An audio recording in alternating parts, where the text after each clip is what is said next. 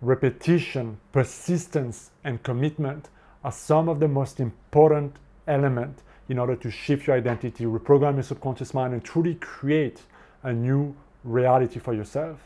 And ironically, those are the aspects that most people struggle with, because let's face it, everybody wants it now. There is a sense of urgency. And one of the questions that I get the most is, how long is it going to take? You know, if I apply all those tools and all the things you tell me, how long is it going to take? How fast can I get it? Can I get it now, so to speak, right? And we are so accustomed in our society today to instant gratification. Everything is on demand. Everything is available now, fast, right? Even a 5-second ad on YouTube until you can skip is a long time and get a lot of people off. How crazy is that, right? But it also affects us because we want things now, and when we don't get it now, or when we do something and we don't get the result, we give up, or we get fearful, or we get doubtful, or we get disappointed, or we turn to victim thought mentality and we go back in our old pattern. And you see, when you do that, you are wavering, you have no commitment, you have no persistence, and you're not using the repetition that you need in order to anchor the new mindset, the new belief system, the new identity, so that you can have enough momentum, like a snowball effect, to crush over the old one and start living and creating by that new identity. And this is something we talk a lot in our channel, like having all those tools, all that mindset. So this video, I really want to focus on pushing that message that you can watch as many videos as you want. You can know about all the tools, all the techniques, all the things. But if you never fully commit to any of those tools, whether they're some on my channel or another book, doesn't matter. If you don't commit to any, and I want to say commit is like at least 30 days where you give it your best, when you give it your best shot, when you're fully committed, when you're fully persistent, when you're fully there, then you don't know if those tools really work and if those tools can really give you the life that you desire.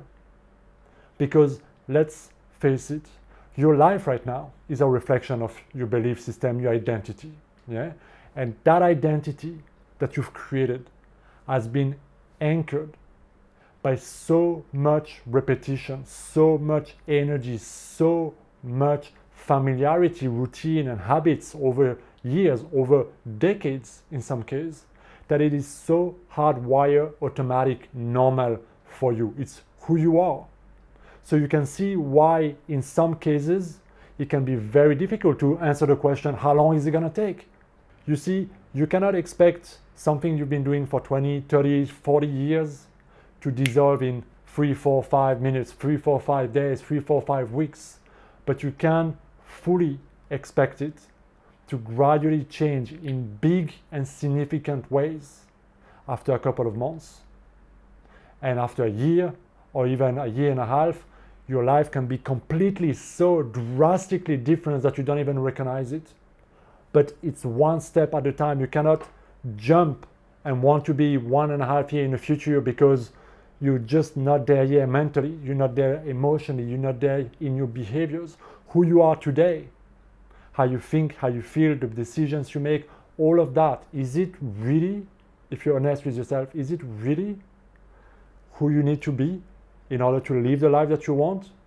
Or are you still mostly doing the same old shit that you've been doing for the last 20, 30, 40 years?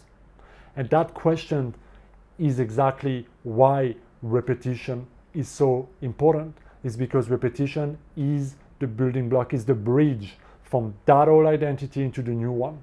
And I'm going to give you a few examples, okay, to really anchor that. I had a client that wanted to lose weight. It was one of the big goals for many years, and endless diets, up and down, getting result, going back, getting result, going back. Nothing was really working. And she had this habit of emotionally eating, right? And so we quickly discovered that every time she felt bad in a certain way, or stressed, or something emotionally was happening, she would go to eat in order to feel better. And you see, all of this started because her dad told her when she was very young that when you feel sad, if you eat, you'll feel better. So he trained her because he didn't know how to make her feel better, probably in the parenting, right? I don't know. Doesn't even matter. but he trained her that if you feel bad, eat, you'll feel better. And that behavior was so hardwired that no matter how many diets and things she was doing, as long as that emotional component was not handled, as long as she was not able to emotionally be more intelligent and be able to regulate her emotion in a more healthy way, every time she would feel bad, the only way she had to cope is eat more. Okay, so you can see how this was a challenge of doing this for over 20 years. And I'll give you another example in my own life. When I was a teenager, I started growing fast, very fast, and taller than everybody else, right? And for example, I'm 1 meter 96, and so a lot of people were starting to say, you're too tall, you're so tall. And what started to happen is that I started to create a very negative self-image. I started to be shy, I started to be very insecure, I started doubting myself, not having confidence, self-esteem, and so on.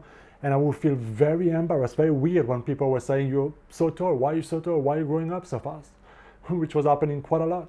And you see, for more than 10 years, that was affecting my life, my confidence, and so much of my social life, until I was able to change and root out all that embarrassment, all those emotions, all those thoughts, and that association that being told was bad. Okay, but it didn't happen just overnight, switching and being like, okay, now I'm good, right? It was progressive. So what I started doing is I started saying thank you every time somebody would say, why are you so tall, or you're so tall. And so that started to change the perception that I had about my self-image. But you see, I didn't just do that 2 or 3 times and then go back to feeling shy and weird and all shit about it.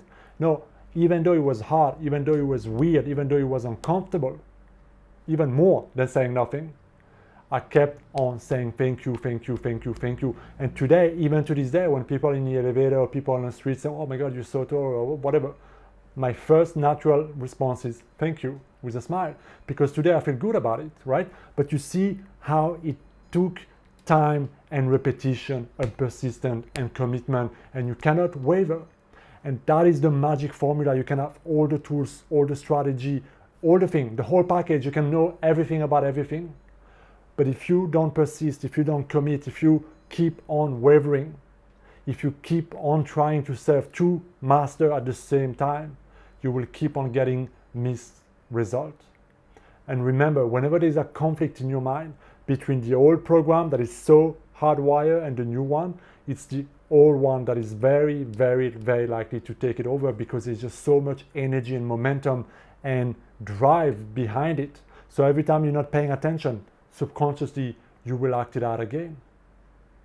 So remember, you cannot serve 2 masters at the same time. You cannot be in the old self for 10 hours a day and in the new self for 15 minutes, 10 minutes a day and expect anything to change. It simply cancels your progress.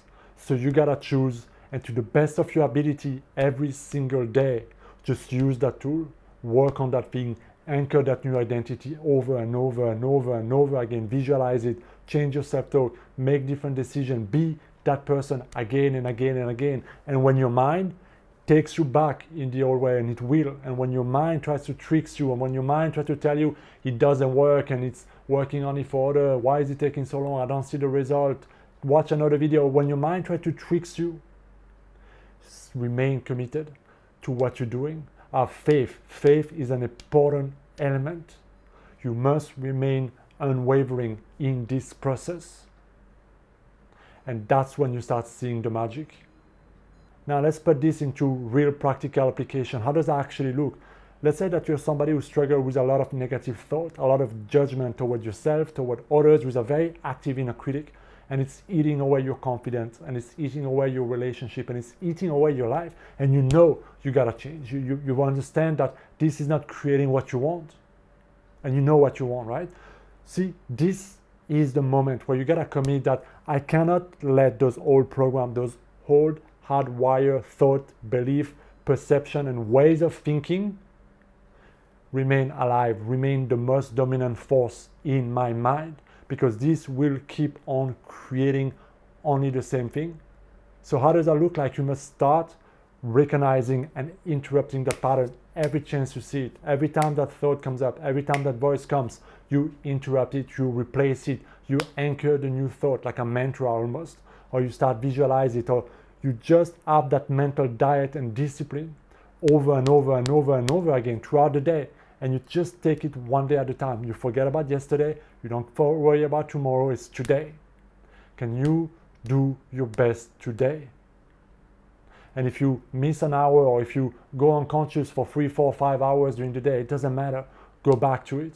And again and again and again and again. And I guarantee you, if you just do that, that old pattern will start to lose its energy, will start to lose its momentum. And the less attention you give it, and the more attention you give to the new pattern, to the new thoughts, to the new identity, to the new program that you're trying to create in your life in order to generate the result that you want, will become stronger and stronger, and you will start to see evidence, and you will start to see results, and you will start to see magic happening in your life. And that is when it becomes easier and easier and easier, simply because it becomes second nature. And slowly but surely you start to completely forget about what you used to do, how it used to be. That's the most crazy thing. You forget because you're so accustomed to being in a new way. And this is when you know you've shifted. And by then you will see, because your life will have shifted before you realize. And this is why repetition, guys, is so important. You gotta have repetition, persistence, and commitment. That's it for this video, guys. Let me know what you think down in the comments. As always, make sure you hit that subscribe button to help me grow this channel and the community. I will see you next time. Be well.